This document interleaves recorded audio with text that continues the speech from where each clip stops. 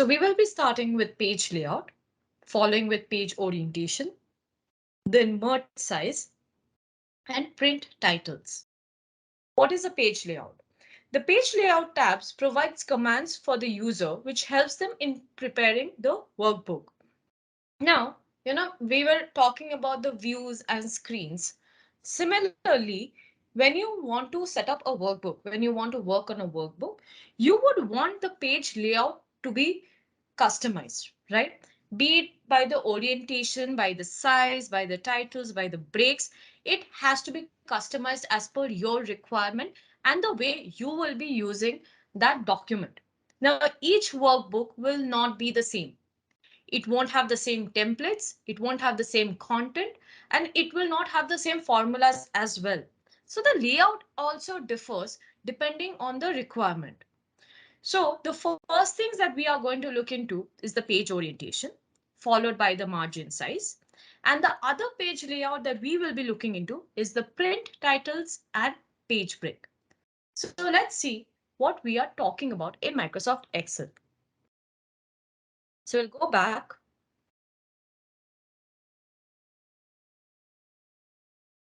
And we are already in the page layout menu, as you can see. So the first thing we see is the themes, right? So we were talking about what different themes that you can use. Now this is properly meant when you are, let's say, you want to submit a document, a balance sheet, or some sort of a format where you need to put a certain, when you need to put a certain theme or color or fonts or effects, this part comes into your use. Then you have the page setup, which we will be talking about, where you have the margins, the orientation, the size, the print area, and the print titles and background. Now here the background can be some sort of an image that you might want to choose. For example, you can put you want to put some sort of a picture of the company or of any previous balance sheet or any such things, or bills, maybe like example of bills. You can put it up as a background. Then you have scale to fit. Now, when you're working on the margins, orientation, size, you would also want to check on the width and the height of the cells and also the scale. So all of this can be customized as well. You can do it for one page, two pages. You can similarly, you can do it for all the pages here as well. And you can also check, like, do you want scale to fit or how do you want the scale to be, right? Next, you have the grid lines and the headings. Now, in case you would want to print, it will be a different grid line or heading. In case you just want to view, it will be in the view mode, which is the default mode.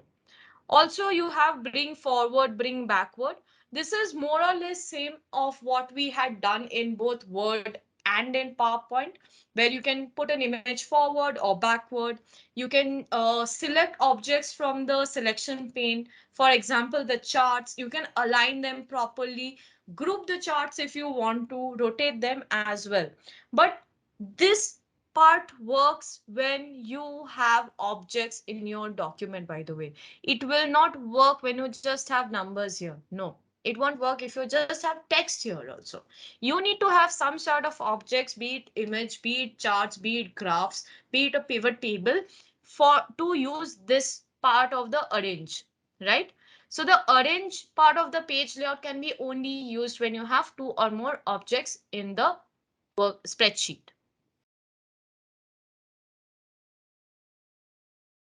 The next is page orientation. Now, page orientation is of two types, and we have already learned those two types. One is a landscape mode, which makes the orientation, makes the page horizontal mostly. And if you have a lot of column-based data, then I think landscape is the best thing to use. And portrait is the one with the vertical, where you have more data in the rows. Now let's understand with an example. So let's go back to the Microsoft Excel document. So here, let's say you have about the, so here you will have, let's say, about 10 sets of data.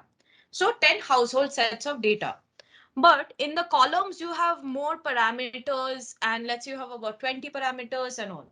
Then what you should do is you should change the orientation from here to landscape, right?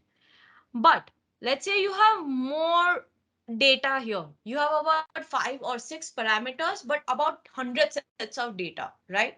Which is mostly you're putting in the rows.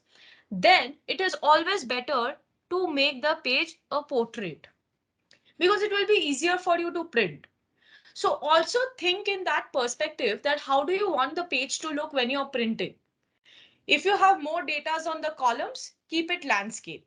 If you have more data on the vertical side, keep it portrait mode. Always. So whenever you are uploading your data and then you see that, okay, my columns are much more, always change the layout to a landscape mode. One, it will be easier for you to see. Second, when you're printing the document, it will be easier for you to check all the parameters together. But you have more data and less parameters, then use portrait because all your data then will be able to come in one page because there's most data in the rows side, not in the column side. Now that we have learned about page orientation, the next we have is margin size. Margin in the workbook is the space between the content and the edge of the page. By default, the margin of the workbook is always set as normal and includes a set of predefined margin sizes. You can adjust the data and fit in the data properly. Now, this is one good thing about Microsoft Excel. You can always customize the margin sizes. You already have a default margin size. In case you do not want that and you think you would want a bit more of space, be it width wise, which will be for the rows, or the height wise for the columns, you can always change them. So let's see what is there in page margin. So we will go back to the Excel document.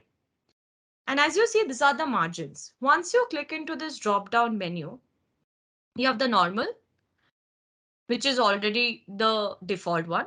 Then you have the wide, then you have the narrow, right? Now let's say you want to customize this. You can always do that, be it horizontally or vertically, and also can check on the print preview. So whenever you're customizing and you have already uploaded the data, but you think that, I want to change the margin size a bit, you can always come here and check on the print preview before you're printing the document.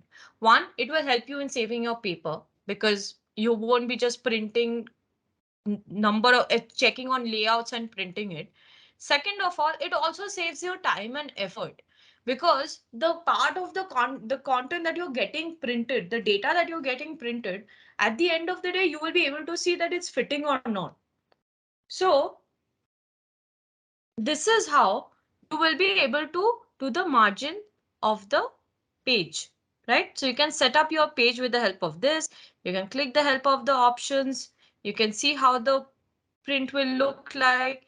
You can make it horizontally or vertically. See, you can come on the center of the page in case you would want. You can put the change the cell size. So I'm changing it to 1.25.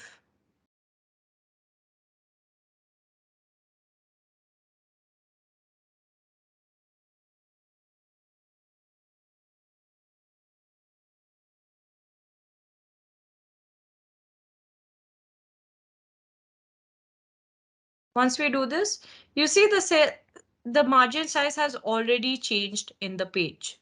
So this is how you can actually change the margin size of your spreadsheet.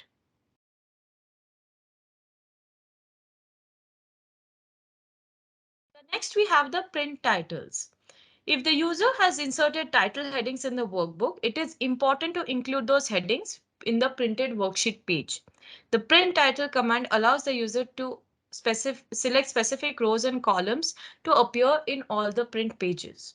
Now, very simply understand that when you are creating a spreadsheet and when you're printing that out, data, unless and until it's really small, it won't fit into one page. There's a chance that it might just get it might get spilled over, and also There can be several other pages. So you might have a 2 or 3 page printout coming in. But you would want the headings to be there, right? You would want the headings to be, and let's say you have certain details which needs to be there in all the pages. Now, how do you do that? With the help of print titles, you will be able to do that. So what you do is, so let's go back. We go to Microsoft Excel and you go to print titles. So you can put the print area here. You can say the rows to be repeated and the columns to be repeated. So let's say I want the row 1 and the column 1 to be repeated. I want the headings to be there everywhere. You can put the print in the way that you would want it to be. Grid lines, black and white, draft quality, row and column heading. You can see the page order. You can put comments can be added at the end of the sheet or displayed in the sheet only, and cell errors. So all of these things can be set up as well. That means you do not have to worry about how to print a spreadsheet. If not, will the title will be coming in all the pages? Can I see the comments? Will I be able to see the grid lines? Will I be able to see the errors that has happened? All of these things can be seen in the printed page as well. And this is how the print titles helps you. It makes your work easy so that you do not have to write the title in every page.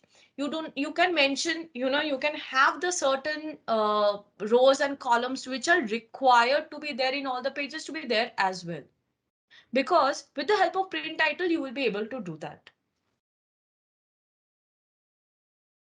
So this also saves a lot of your effort and time. Now we have learned about print titles. The next is page break. The page break enables the user print different sections of the workbook in separate pages. Page breaks can be both horizontal and vertical. So one thing you have already learned about page break in Microsoft Word. What is page break? Page break is when I want to add content or want to shift content to a next page, I insert a page break. Similarly, when I want to add content here or want to add a different table or something or shift it to a different page, I can always insert a page break where, let's say, and I can separately print out the page breaks as well. It's not that I have to print out all with the page break. No, you can print out several sections of the page breaks as well. You can reset those page breaks, remove those page breaks, and insert as many as page breaks that you would want in your document. So if you want and you're seeing it's not going to fit and you already want to add it to a next page, use page break there. So that content does not get spilled over and you can show the data in a separate page itself, which looks far more better, by the way.